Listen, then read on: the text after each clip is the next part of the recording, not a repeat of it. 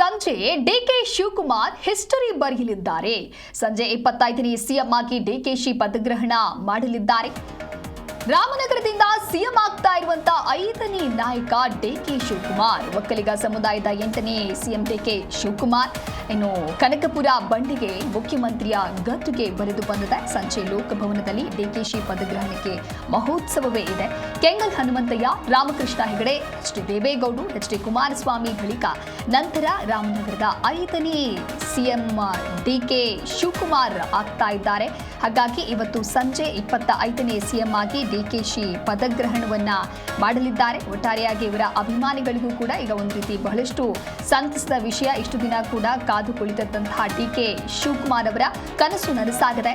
ಸದಾ ರಾಜಕೀಯ ಚಟುವಟಿಕೆಯ ಕೇಂದ್ರವಾಗಿರುವಂತಹ ರಾಮನಗರ ಜಿಲ್ಲೆಯಿಂದ ಶಾಸಕರಾಗಿ ಮುಖ್ಯಮಂತ್ರಿಯಾದವರಲ್ಲಿ ಡಿಕೆ ಶಿವಕುಮಾರ್ 5ನೇಯವರು. ಈ ಮೂಲಕವಾಗಿ ಅತಿ ಹೆಚ್ಚು ಮುಖ್ಯಮಂತ್ರಿಗಳನ್ನ ನೀಡಿದ ಜಿಲ್ಲೆ ಎನ್ನುವಂತ ಹೆಗ್ಗಳಿಕೆ ರಾಮನಗರ ಪಾತ್ರವಾಗಿದೆ. ಇವರಿಗೆ ರಾಮನಗರದ ಜನತೆಗೆ ಅವಿಭಜಿತ ಶಿವಮೊಗ್ಗ, ದಾವಣಗೆರೆ ಜಿಲ್ಲೆಯಿಂದ ಅತಿ ಹೆಚ್ಚು ಮುಖ್ಯಮಂತ್ರಿಗಳನ್ನ ನೀಡಿದಂತ ಹೆಗ್ಗಳಿಕೆ ಇತ್ತು.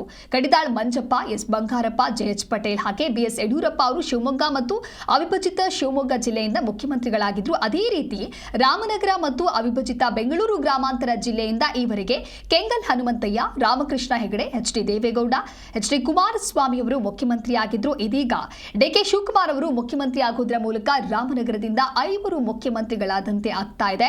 ಅದರಲ್ಲೂ ಡಿಕೆ ಶಿವಕುಮಾರ್ ಅವರು ಕನಕಪುರ ಅಂದ್ರೆ ಹಿಂದಿನ ಸಾತನೂರು ಸೇರಿದಂತೆ ವಿಧಾನಸಭಾ ಕ್ಷೇತ್ರದಿಂದ ಶಾಸಕರಾಗಿದ್ದಾಗಲೇ ಸಿಎಂ ಗಾದಿಗೇರಿದ 2ನೇ ನಾಯಕನಾಗಿದ್ದಾರೆ.